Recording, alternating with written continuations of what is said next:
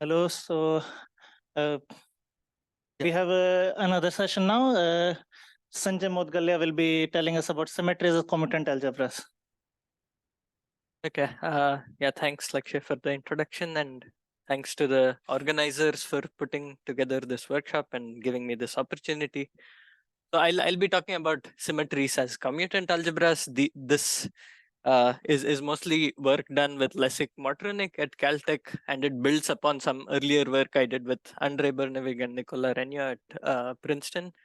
So this is basically sort of a framework to understand some kinds of generalized symmetries, particularly from the point of view of quantum many-body dynamics. So it might be generalized in a very different sense, as we will see.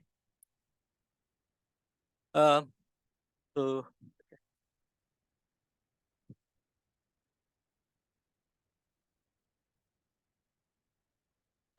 okay. So first, I'll just go over some basic introduction of symmetries in quantum many-body physics. So as we all know, symmetries they provide an organization principle for lots of physical phenomena. For example, conventional phases of matter and transitions are understood using symmetries, and for example, spontaneous symmetry breaking, which you all know very well. But not just in equilibrium physics, symmetries are also useful in the study of thermodynamics. For example, if you have a system and you want to describe the physics of some small subsystem using some kind of Gibbs ensembles, you need to understand what the system's conserves and what are the global conserved quantities. So usually, I'll mostly be focusing on the thermodynamics or the dynamics aspect of this.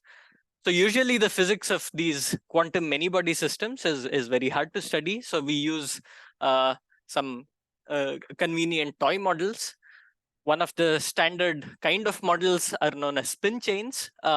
These are just various degrees of freedom arranged on some lattice. For simplicity, just one dimension here.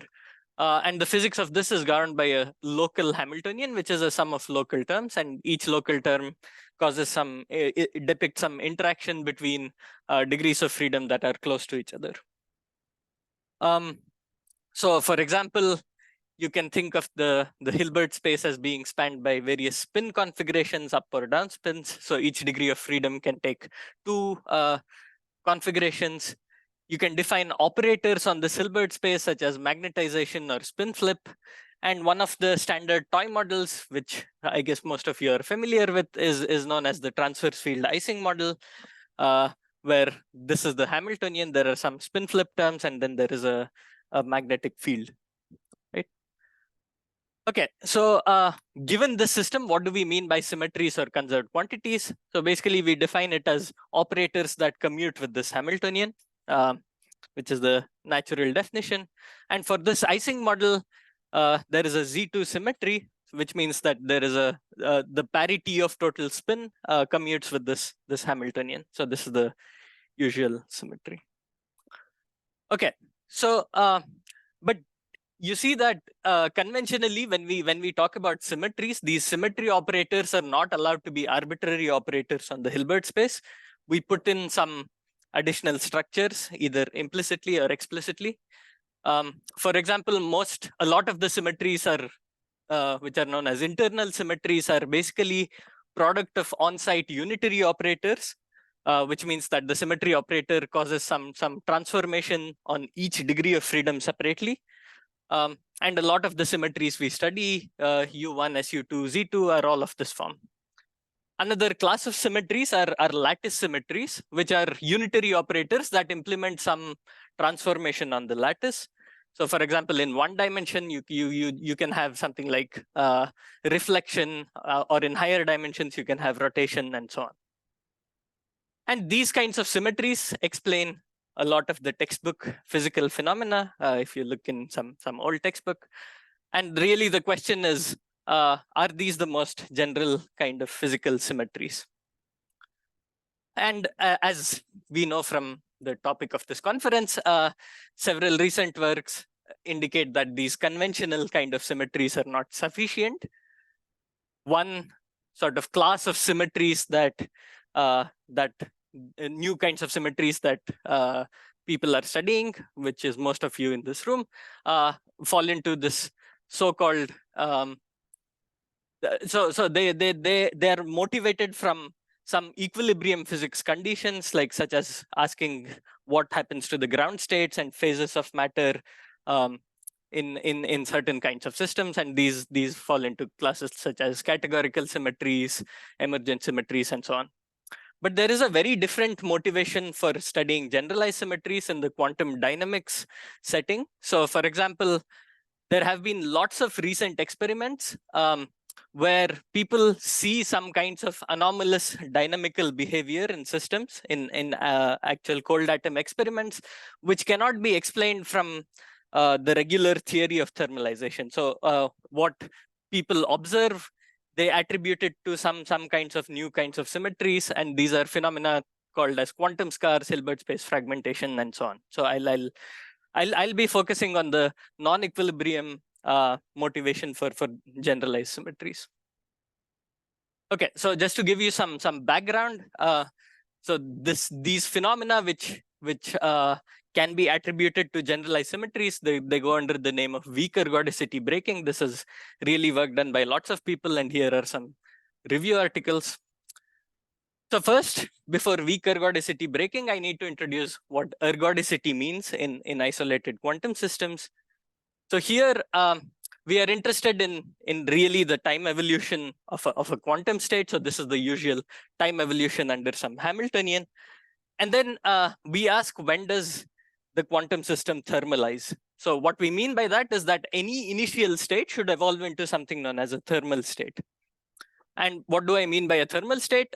This is the sort of the loose definition that the reduced density matrix of this state should match the Gibbs density matrix over some small region A here.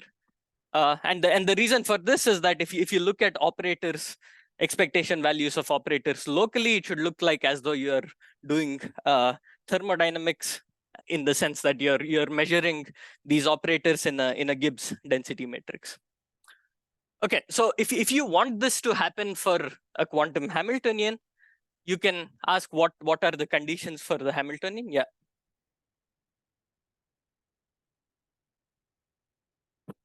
So in the case of the small part of the system looking like a thermal density matrix, are we assuming that like the whole system is in contact with the heat bath, or is the rest of the system supposed to mimic a heat bath? Yeah, exactly. So the rest of the system is like a heat bath for this small subsystem. I see. Okay. Right. And then you have like some constraint that tell you like that how big, like when you say looks like how big of a region am I supposed to take? It's a size 0 compared to the full system. Okay. So it should really be like an infinite heat path. Thanks. Okay, so you can ask what are the conditions on the Hamiltonian such that this happens, and this set of conditions, at least a sufficient set of conditions, goes under the name of eigenstate thermalization hypothesis. So the details are not really important for this talk, but the idea is that if I look at the spectrum of a Hamiltonian, so this is the ground state, there are some low energy excitations, and then there are eigenstates higher up in the spectrum. And basically the idea is that what ETH tells us is that the eigenstates should themselves look like thermal states if I want this to happen, right? And it has some consequences for the entanglement of eigenstates higher up in the spectrum, but I'll not get into the details. So all of this was without symmetries. Now, if I introduce some symmetries to the problem, then we know that the Hamiltonian can be block diagonalized into some symmetry sectors labeled by symmetry eigenvalues. And ETH can be modified appropriately to hold for eigenstates within each symmetry sector. So all of these eigenstates can be attributed to one of these blocks, and you ask whether eigenstates within each block satisfy ETH. So in all of these studies, there is a crucial hidden assumption, which nobody writes down explicitly, but the idea is that if I have some set of blocks in the Hamiltonian, these blocks should all be explained by some symmetries of the Hamiltonian. So this is the assumption that will be important for this talk. But then recent analytical and experimental discovery of these phenomena of weak ergodicity breaking put this assumption into question. And these are the phenomena of quantum many-body scars and fragmentation. I'll give you some examples. Okay, so what are quantum many-body scars? So back in 2017, we found sort of a non-integrable model, which just means that the model is expected to be thermal. What we found in that model was a solvable set of eigenstates deep in the spectrum. So this was done in the so-called AKLT spin chain, which some of you might be familiar with. So basically what we found is that you can, so this AKLT spin chain, you can write down the ground state of this exactly. And we found that you can also construct some set of quasi-particles on top of it. So you act this operator on the ground state, which is creating some quasi-particle. And it turns out that this is an exact excited state. And it turns out that even if you put in multiple number of quasi-particles, all of those are exact eigenstates. So somehow these quasi-particles behave like solitons. They don't interact with each other. And so you can construct an entire tower of states in this model. Okay. So why is this special? So yeah, so the situation is something like this. We had a model which we expected that eigenstate should satisfy ETH, but then we could solve for a set of states starting from the ground state to higher up in the spectrum. And you can also show that the entanglement entropy of these solvable eigenstates is not consistent with what is expected from ETH. And these special set of eigenstates were known as quantum many-body scars. There are some consequences of these eigenstates. For example, if I take some initial state that has weight on these eigenstates, it exhibits revivals. Okay, so what I mean by that is if I plot this fidelity, which is the overlap of the initial state with the time evolved state, it comes back to itself periodically. And this is like a harmonic oscillator because there is some equal spacing. And and then there were, of course, lots of works which studied scars in various kinds of models. So this is the phenomenon of quantum scars. There was a related phenomenon known as Hilbert space fragmentation, where people observed that there are certain local Hamiltonians which can be written can be written in sort of a block diagonal form. In the sense that if I start with some product state, I ask what is the subspace spanned by time evolution of this product state, and then I ask how many distinct subspaces there are. Turns out that there are exponentially many of them in the system size.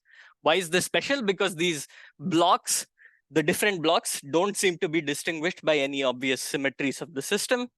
And it can have like vastly different properties. And this generically occurs in models that conserve charge and dipole moment in Mundi. And these are some earlier works. Okay, but what does all of this imply for symmetries? So basically, weak ergodicity breaking is the existence of these unexpected blocks in the system in the Hamiltonian. So if I had a regular symmetry, I have some set of quantum number sectors which can all be labeled by some, yeah. These unexpected blocks, are they exact blocks or approximate exact blocks? Like, so all of these, yeah. So yeah, so for regular symmetries, you have quantum number sectors. In Hilbert space fragmentation, you have exponentially many blocks. And in the case of quantum scars, it seems like you have one big thermal block and then one small scar block, which is what we could solve for. And the puzzle really is that in these two cases, conventional symmetries don't explain the presence of these blocks. So you might say that you can just generalize what you mean by symmetries, don't put any restrictions on the operators and so on. But then it's not really meaningful, because if you allow for arbitrary operators to be valid conserved quantities, you can always, for any Hamiltonian, you can write down eigenstate projectors which commute with the Hamiltonian. That means that you can construct exponentially many conserved quantities. So this is meaningless. So the question is, what is an appropriate definition of a symmetry or a conserved quantity? Okay, and this brings me to our recent works on addressing this problem using something known as commutant algebras. Okay, let's start with the Ising example. So we want symmetries to commute with the full Hamiltonian. In the case of the Ising model, we had this symmetry, which is a Z2 symmetry. It commutes with this. But if you actually look closely, these symmetries separately commute with each term of the Hamiltonian. So it commutes with XX separately and then with Z on each side separately. So this seems to be like a trivial observation, but suppose I take this to be a definition of a symmetry. I give you some set of local terms, and then I define symmetries as operators that commute with each local term separately. What does this give me? So first of all, operators that satisfy this condition form an algebra, in the sense that you can take linear combinations or products, and that would satisfy this condition. So this is what we call the commutant algebra. And all of the operators in the commutant algebra commute with the full so-called bond algebra. So bond algebra is the set of operators, or is the algebra of operators generated by the local terms that I started with. And so you can build Hamiltonian starting from these local terms, such as this or this. And all of these Hamiltonians have these operators as symmetries. So you have so basically the symmetries in this commutant algebras can be associated with families of Hamiltonians in this bond algebra. Okay, so what do I do with this? So basically I want to understand how do block structures arise. Yeah. So if you want to do everything formally, so this is the structure. There is the algebra of all operators on the Hilbert space. You can start with a bond algebra generated by the strictly local terms that I started with. And then the symmetries are the centralizer of this bond algebra. So anything here commutes with anything here.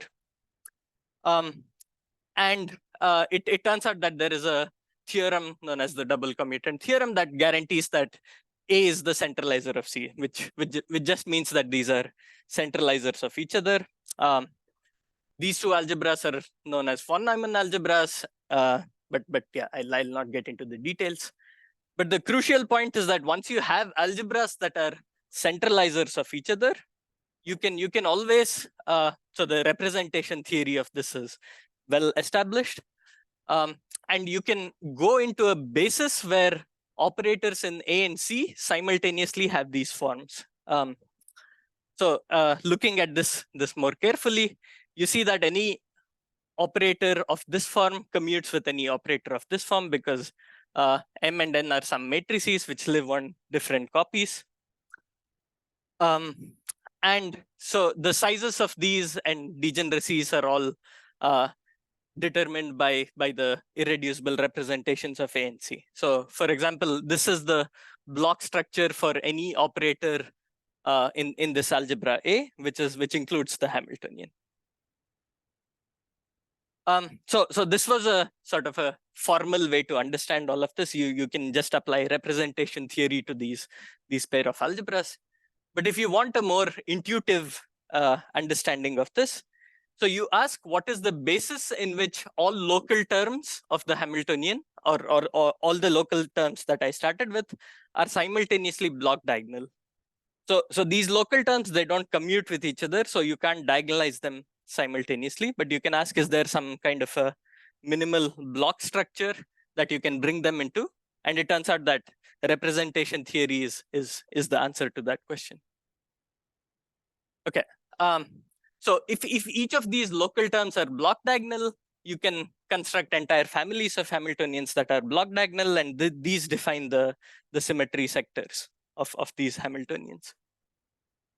And you can also make statements about how the number of blocks scale with system size and so on in terms of how many solutions there are to these equations, which is called the dimension of the commutant algebra. And usually what happens is that for discrete global symmetries, you get order 1 number of solutions, which means there are order 1 symmetry sectors. For continuous symmetries, you get something that grows polynomially with L, and then you can have cases where things grow exponentially, and which is the case of fragmentation. And so the key point here is that symmetries and quantum number sectors are uniquely determined by this starting set of local terms, right?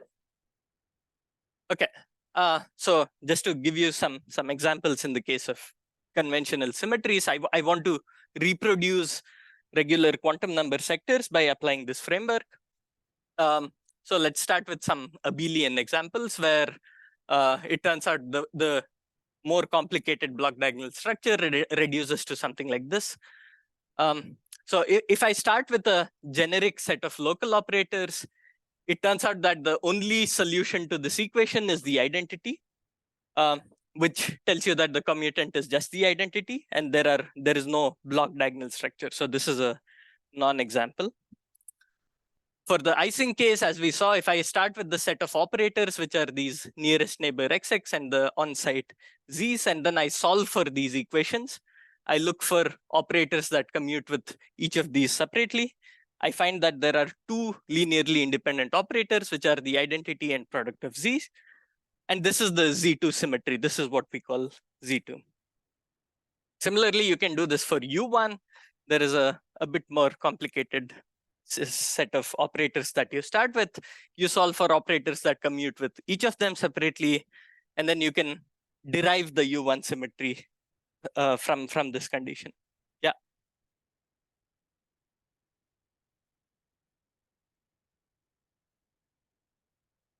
Right.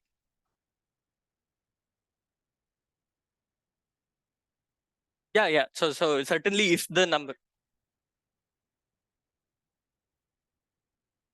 Yeah. So that was just a coarse classification. Of course, you can. Yeah. So I need to. Yeah. I don't know whether to call it continuous or discrete, but yeah, the dimension of the commutant algebra, which is the number of symmetries.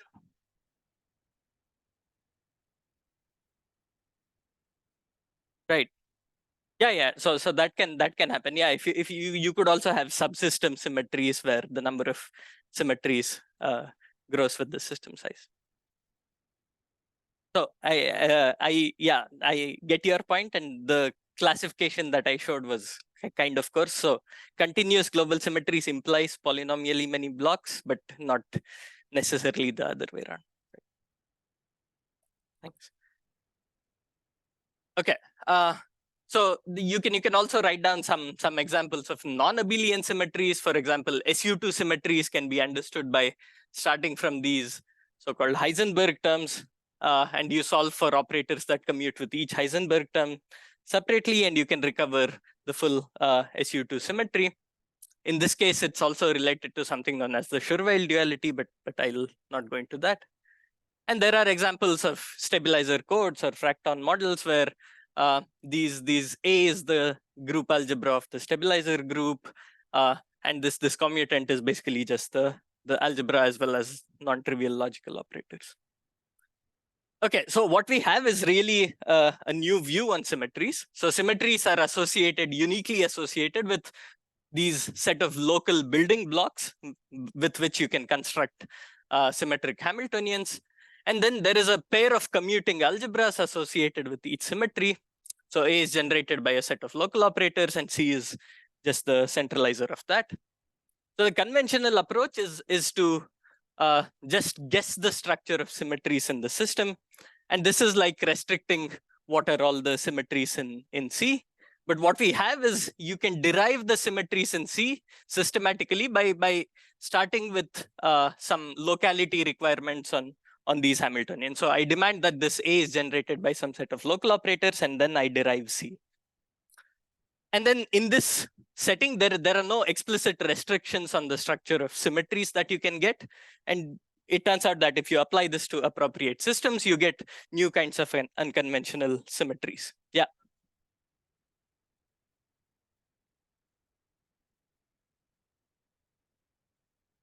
No, so I'm considering a finite system for this. So all operators is literally all matrices of the size of the Hilbert space.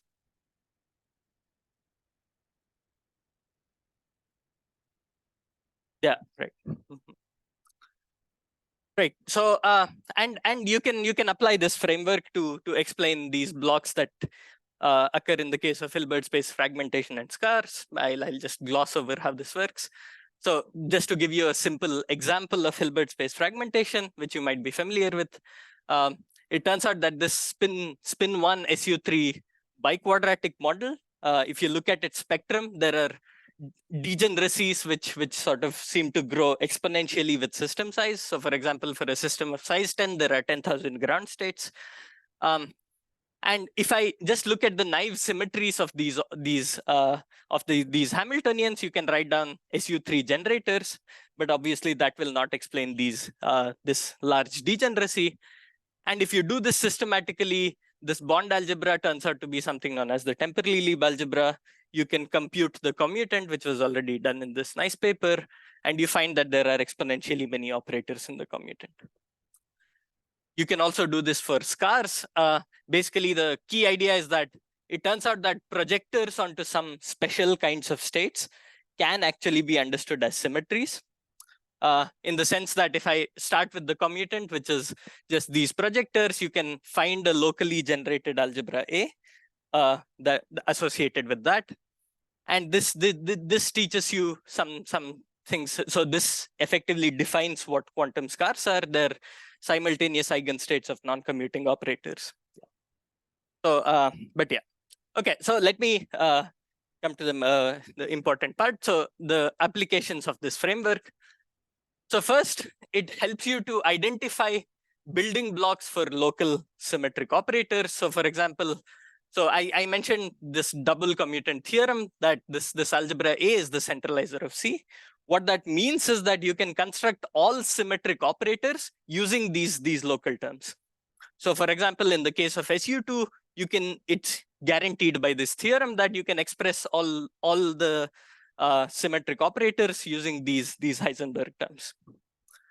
And this sort of exhaustively characterizes what the structure of symmetric Hamiltonians are, which earlier used to need some kind of guesswork or brute force numerics, and you can sort of conjecture what the spectra of these symmetric Hamiltonians look like.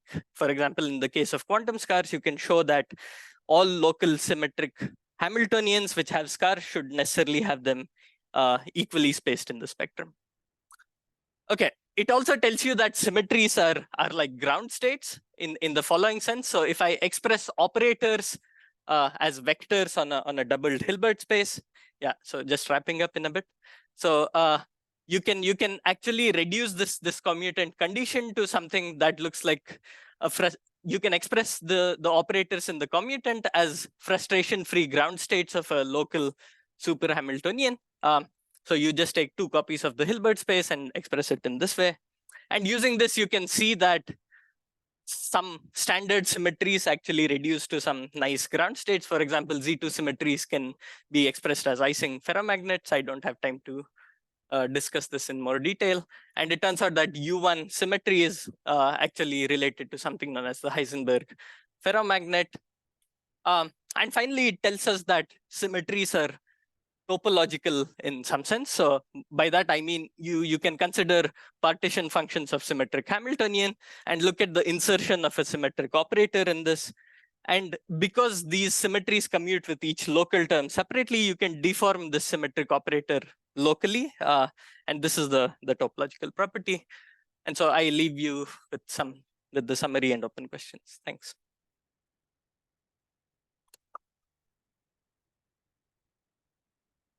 So questions? So how important was the notion of geometrical locality? Presumably you could do this for SYK-like systems which are like K-local. Yeah, so there is a generalization of this to K-local. So, but if you consider arbitrary, where K is also growing so if you consider like highly non-local systems, then you can do anything you want. So basically the locality was important in constraining what kinds of symmetries you can get. So you want the thing to only act on like a constant number, essentially, the terms that make up the Hamiltonian. Right. Yeah. Okay. So or you could generalize everything and ask what kinds of symmetries you can get with K local Hamiltonians, and that's. Thank you. Are there other questions? Just wonder whether you can gauge this symmetry, like U1 symmetry, introduce gauge fields.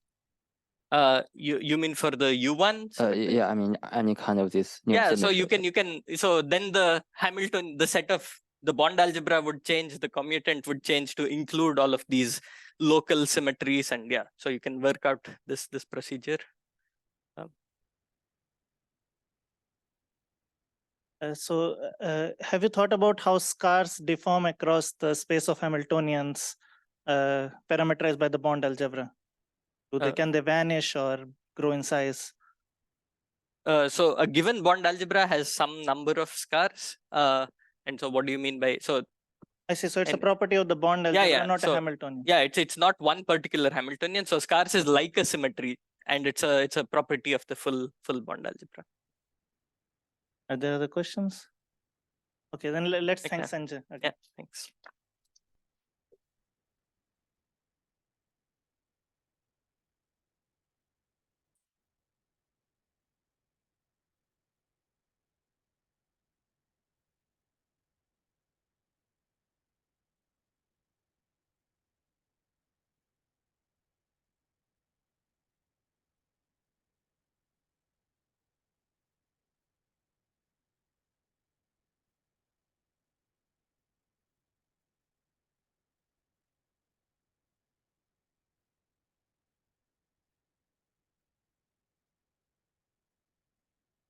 Next speaker is Apur Tiwari, who will tell us about twisted theta symmetries.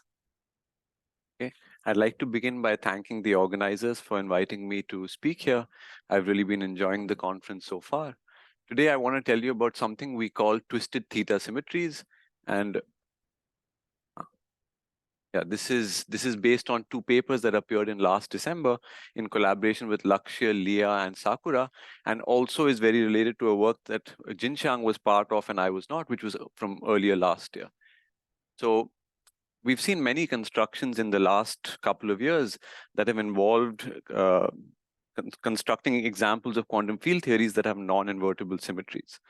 Many of these implement some kind of generalized gauging of invertible symmetries.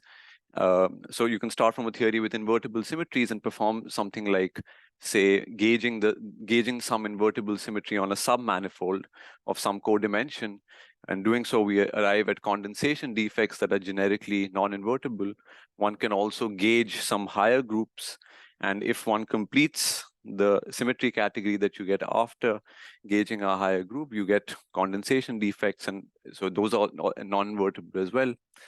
Other procedures involve starting from a theory that has some kind of mixed anomaly and gauging a symmetry that participates in this anomaly. And then other symmetries that also participate in the anomaly become non-invertible, as one has to stack some theory on the locus of the defect that absorbs the anomaly. Furthermore, all these gauging of finite symmetries are topological manipulations. So they essentially permute around operators in the theory, map twisted sector operators to charged sector operators, and vice versa. And they leave the spectrum invariant. So they're essentially dualities.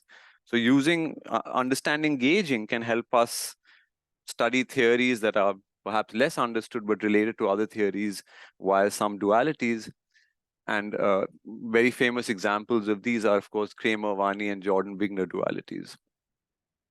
So the question that motivated us was, is there a unified construction, a uniform construction that can give rise to these different generalized gaugings in a systematic way?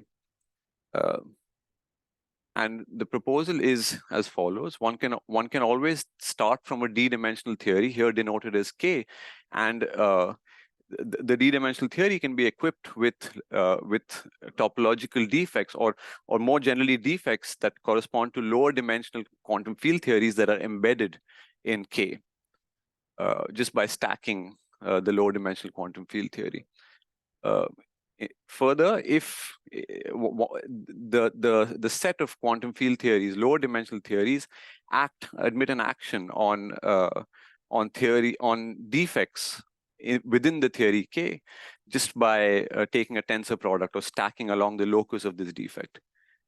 Now, if the initial theory has a global symmetry G, one can consider lower dimensional theories with that also have the same symmetry, and consider gauging for stacking different kinds of quantum field theories, topological field theories, and then gauging.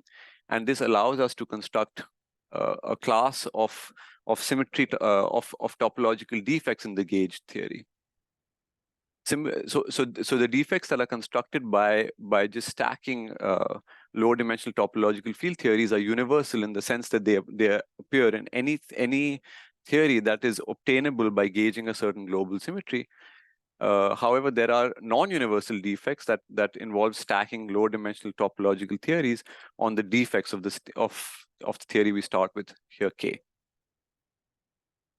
So today I'm going to focus on the simplest example in 2+1D, where one can carry this program out systematically and arrive at various interesting symmetry categories. So here, for example, one can find categories which have so we always start with a theory that has a zero form symmetry and gauge various subgroups. And what you arrive at is theories that have anomalies or non-invertible symmetries or higher group symmetries. Here, I should qualify that by non-invertible, I really mean non-condensation, non-invertible symmetries. So all of these theories actually generically have non-invertible topological operators, but the ones in purple have non-condensation, non-invertible operators. And I'm going to try to describe or sketch out the general structure, but I'll exemplify using the simple examples of Z2 times Z2, Z4, and S3. Okay, so before getting into the details, let me just describe very briefly some things that I'll need. Yes, of course. So you said that all the construction that we know are in this formalism before? I said yes, several of the constructions. Because duality defects are Yes. not in this, no? Duality defects also can be included in The this. ones which are non-anomalous, but Yes. not all. Okay. So let me just describe some simple two categories that I'll be requiring for the talk. So there's 2 vec-G, which is basically the category of zero form symmetries in 2D, in 3D, and the objects are symmetry operators. Each object has a simple endomorphism line and a single local operator, and the fusion of objects is according to group multiplication. And we have a 2 category of 2D quantum field or topological quantum field theories, and the objects here are just labeled by integers. So you can think of these as TQFTs, which have n vacua. And the fusion is just the stacking of these TQFTs. So Tn times Tm gives you Tnm. And the endomorphism lines are, so there's one single endomorphism line for each vacua, and then there are lines for any pair of vacua. So you get a matrix worth of lines. And I should perhaps qualify that I just mean semi-simple, topological quantum field theories that admit commuting projector Hamiltonian or a state sum realization. There's also two rep-G category, which can be sort of a 2 representation is a functor from a D-looping of vec-G. So there's a single object, the 1 endomorphisms are vec-G, and into the category of 2D topological quantum field theories. So physically, one can understand this as, so the objects in this category are 2D quantum field theories with G global symmetry, or 2D topological quantum field theories. The morphisms are gap domain walls between TQFTs, and 2 morphisms are just junctions. And this structure can be generalized to higher dimensions, where one can take a further delooping of the symmetry category, and the target category is now 3-vec, which I think of as the category of 3D TQFTs, which admit gappable boundaries or some derived zero construction. And this also physically corresponds to making these theories G-symmetric. So if one takes the trivial 3D TQFT and makes it G-symmetric, the ways of implementing global symmetry correspond to SPTs and spontaneous symmetry broken phases in this dimension. Okay, so let me get back to the main subject, which is, so we start with a theory that has global symmetry G and we gauge a subgroup H. And doing so, I'll denote the initial symmetry category as C sub G, and what we get after gauging is C of G mod H. So the gauge theory has a universal subcategory of symmetry operators that correspond to 2-rep H, and this would correspond to just embedding inside the theory 2D TQFTs, just and making those H symmetric. So let's see how this works. So I have a H defect, and one can embed inside this 3D theory a tensor of the identity defect with the 2D TQFT with n vacua. And now this one has to implement this H defect by a line which is an endomorphisms of Tn. Furthermore, taking different configurations in essentially, so different transversal configurations essentially boils down to making these lines fuse and associate appropriately, and to do so we have to prescribe a functor from vec H to the category of lines inside Tn. Such a functor is, as I was describing, is just an object in 2-rep H. So essentially what's happening is this object represents a 2D theory, symmetric theory, which has been embedded and then gauged.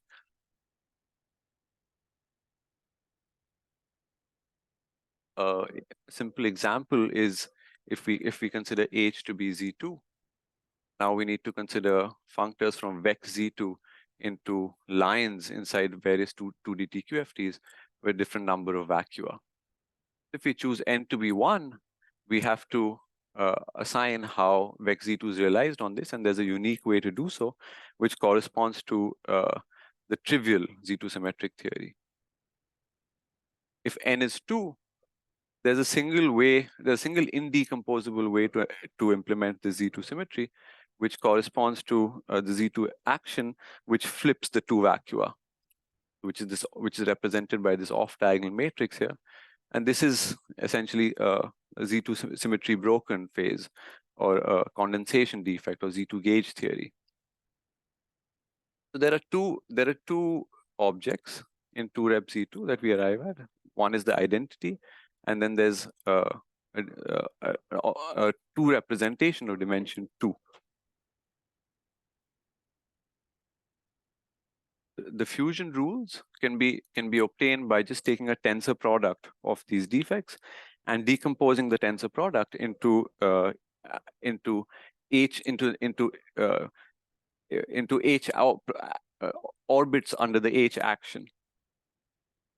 For example, if we take a product of for 2-rep Z2, taking a tensor product of the trivial phase with itself is just gives back the trivial phase, while stacking the symmetry broken phase with itself gives back twice the symmetry broken phase. So this recovers the fusion rules of 2-rep Z2.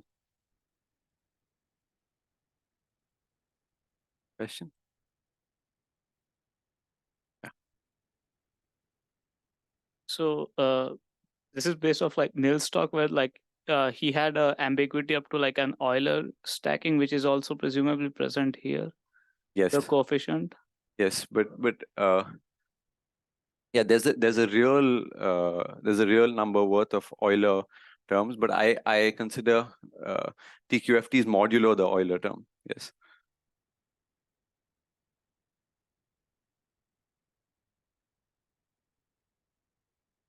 So it's well known that if you gauge a zero form symmetry in 3D, the gauge theory has a one form symmetry, which corresponds to representations of H. And the way this appears in this construction is we have to provide a local operator that implements this junction between between a line on the identity defect and an H defect.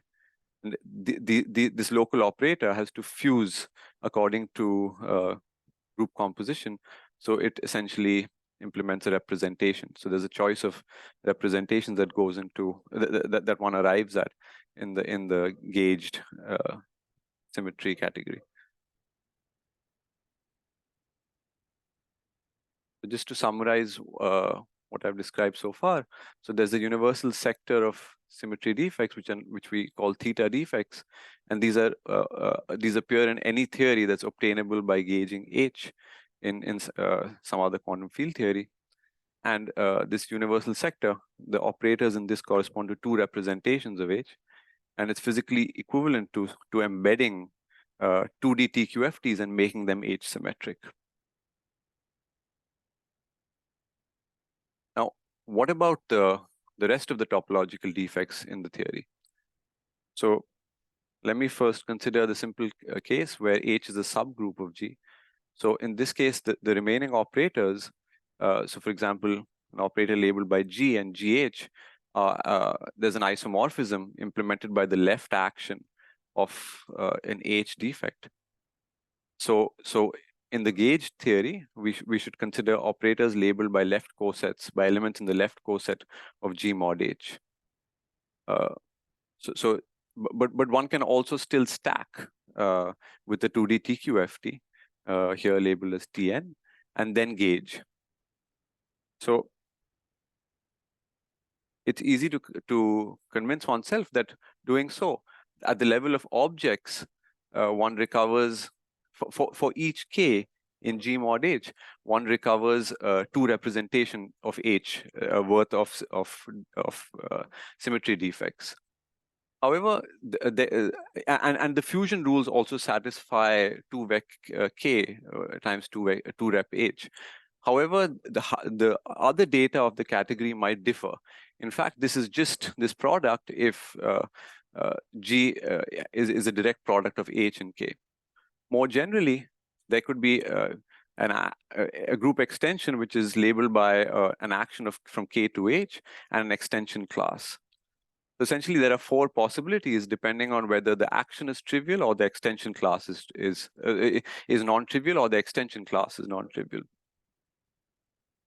So let me consider the case where there's a non-trivial action of K from K to H.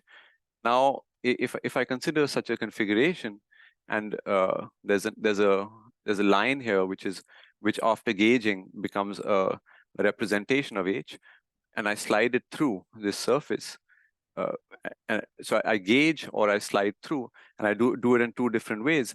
There's a consistency condition which boils down to the fact that K should also act on the representation lines.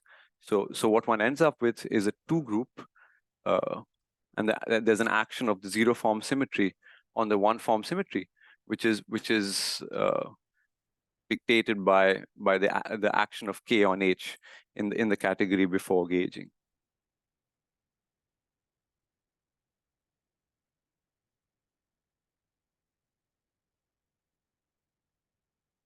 Now, if instead there's a non-trivial extension class, it's known that after gauging, one arrives at a theory with a mixed anomaly between the one form symmetry, here denoted as B2, and the zero form symmetry, whose background is denoted as A1.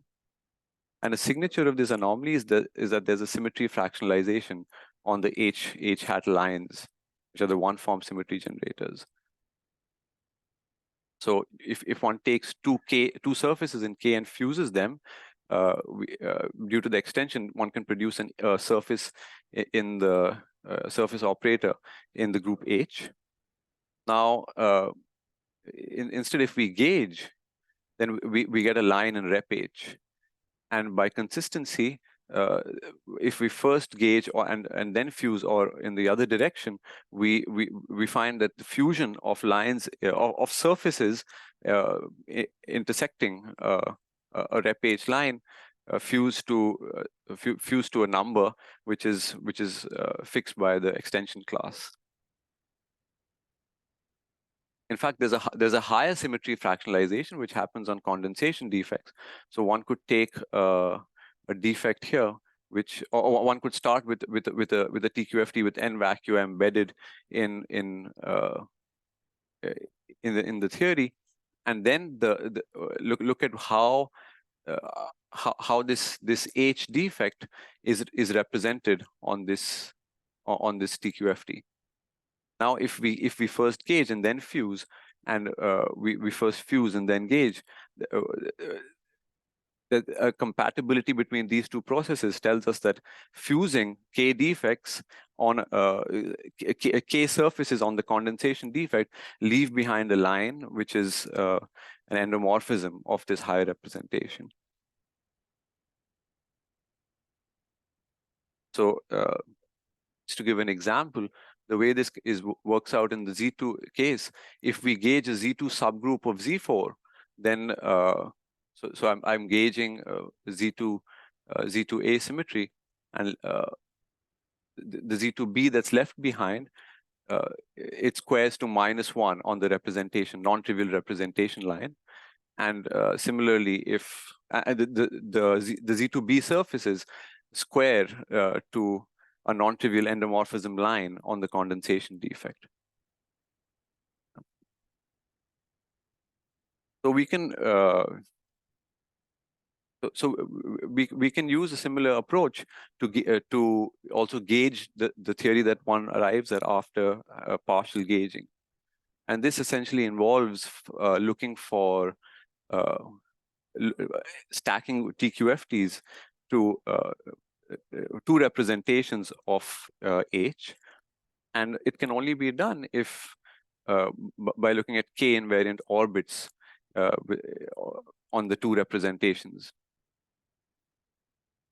There are, however, several obstructions that one has to be careful about. Firstly, if there's a two representation on which K is fractionalized, then one cannot gauge.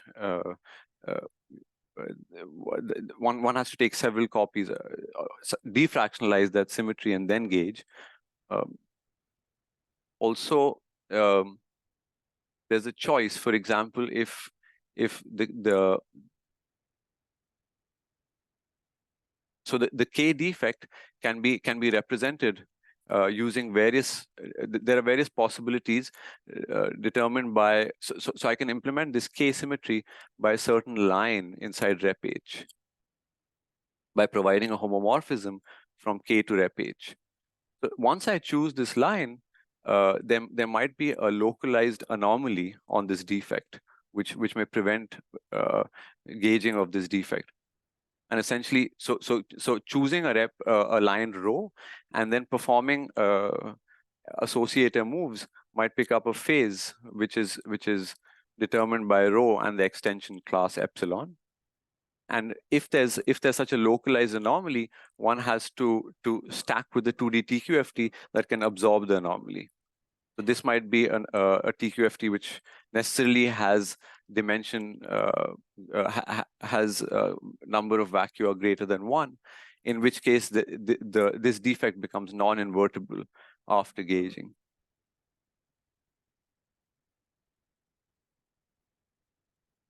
So how much time do I have? Okay, so maybe so one can carry this approach out in quite detail, and I don't think I would have time to describe this, but let me just finish by saying that instead, if one gauges non-normal subgroups, then we have to assemble defects into orbits of the symmetry. So for instance, here, if we gauge D2X inside S3 and X acts on A, then one should look for for lines inside the direct sum of D2A and D2A squared. And the operators that one gets after such a gauging are non-condensation, non-invertible defects. So let me wrap up by saying that this is a by performing such computations, one gets a simple computable procedure that can be used to derive the symmetry category starting from some zero form group and performing various partial gaugings. And there are several directions to pursue in the future. For instance, gauging 3 categories in 3D in 4D TQFTs in 4D quantum field theories is significantly more complicated because there's infinitely many 3D TQFTs that one can stack with and then gauge. Also, consequences for the phase diagrams of some concrete lattice systems in condensed matter, for example, would be interesting. And of course, there's also various other versions of this that could be pursued. For example, fermionic theories that include stacking with spin TQFTs and so on. Yeah, thank you.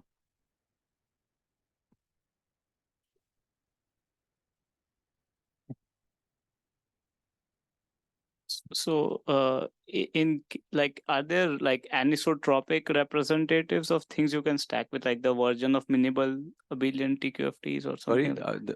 what do you mean by anisotropic? Like, or things that are like sort of a canonical choice of what you can stack with in the higher dimensional cases?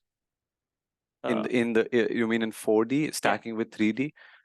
What do you mean canonical? Like one could, in principle, stack with any TQFT that has a gap boundary and try to see try to enumerate the different ways in which the global symmetry can be represented on that TQFT, and then consider fusions of those G-enriched topological orders. And those would become the defects in the gauge symmetry category. Yeah, I was looking for some version of the minimal abelian TQFT, but perhaps that thing doesn't exist in general. I mean, I don't know. So one can start from some low rank and work upwards, but the minimal would be just the trivial TQFT, which just has a single, a single object, right? No non-trivial lines, just identity line.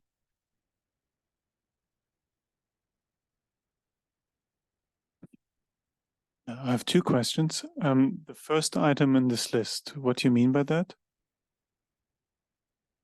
I mean that this approach somehow it's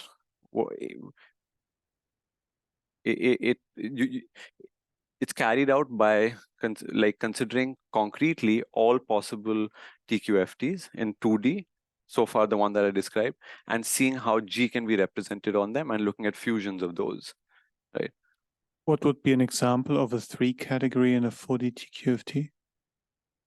So I'm thinking of similar to what I answered to Anuj, just embedding TQFTs, 2+1D TQFTs inside a 3+1D theory that admit some G action.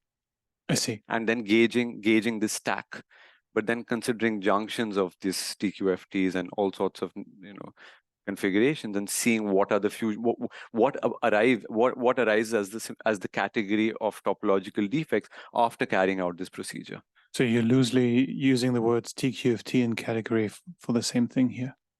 So I think, I think the 3+1D TQFTs, that T is misplaced. That shouldn't be there. But the TQFT that I'm talking about are the defects that you embed inside some 3+1D quantum field theory. This need not be topological. The defects need to be. And then the question is, once you symmetrize them and gauge, what is the thing that one finds? I get it now. Yeah. Thanks. The other question is, towards the beginning of your talk, there was a complicated diagram. Yes. Should I try to find it? And it said at the right, modulo Karoubi completion or something like this. Yes. This one? This one. You mean this one? Yeah. Yes. So what I meant by this was, here for example, if you see this, I don't. the orange, you don't? Okay. I couldn't see the pointer. So what I call higher group and anomalous are also non-invertible, right? Because if you consider the condensation defects inside these, they do generically have non-invertible fusion rules. But I think it's just a matter of terminology. But I was just clarifying that. So what I call higher group and anomalous are those categories whose non-invertible defects can be assembled as condensations of invertible objects. So 2-rep Z2, for example. So does this mean that if you have a vertex and an arrow from one to the other, then the target is a gauging of the source? That's right. But if there's a star, I don't see the star The star. in the diagram. That sometimes this is only true after you do a completion of the source and or the target. Okay, so the labels on each of the in each of the boxes, the labels of the categories are literally what they are, right?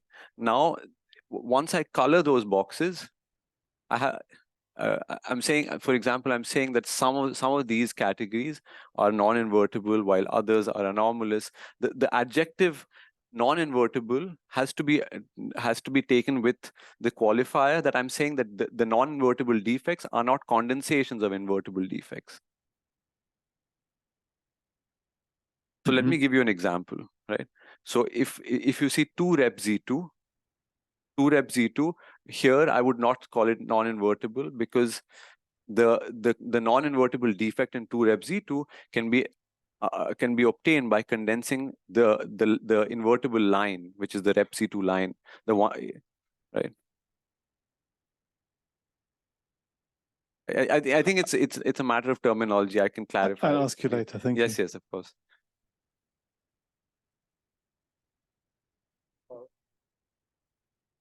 Hello. So well, suppose you have a like 3+1 DQFT with a like non-annulled Z2 symmetry, and you gauge the Z2 symmetry. So if I understand correctly, one of the example like fitting into your context is that in such theory has a like Lavengood domain wall that creates with a gauge Z2 SPT on a domain wall. So that will be part of your your defect you're talking about. Yes. Okay. Yes. Okay.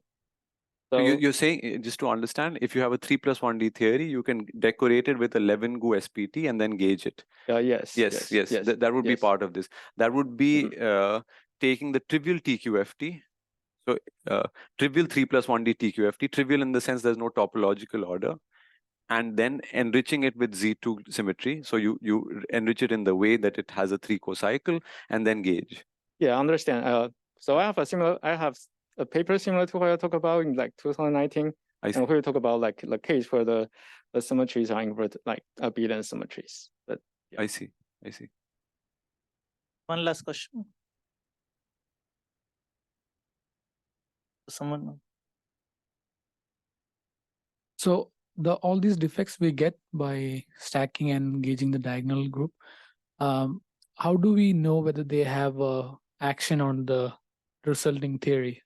Maybe there's some surface operator that is labeled by a 2 representation, which acts completely trivially on the full QFT. Yeah, if there are only local operators. No, I mean, even if there are lines, what guarantees that this procedure leads to some defects which has at least some non-trivial action on the QFT?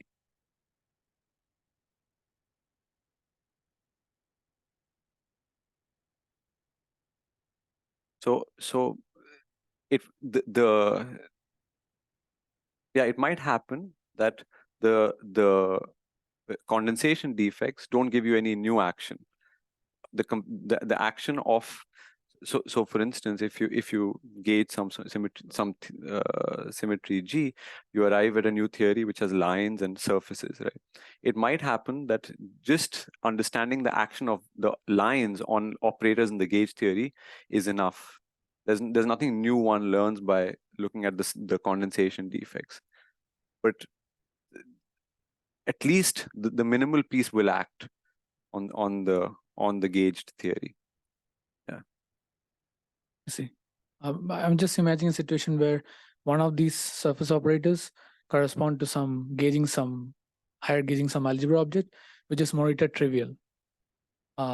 So you can obtain that surface by doing this procedure of stacking a lower dimensional QFT and you get a surface. But because the actual higher gauging that corresponds to the same surface is Morita trivial, the algebra object, that surface acts trivially on lines and junctions and everything in the QFT. So somehow it's a unfaithful action on the QFT. No, the surface doesn't have to be, I mean, the action is trivial, but the surface is not, right? I mean, So how do you construct? Maybe I don't exactly.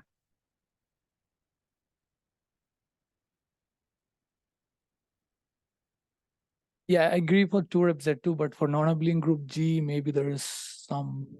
Okay, yeah, thank you. All right, so let's thank Apurva again.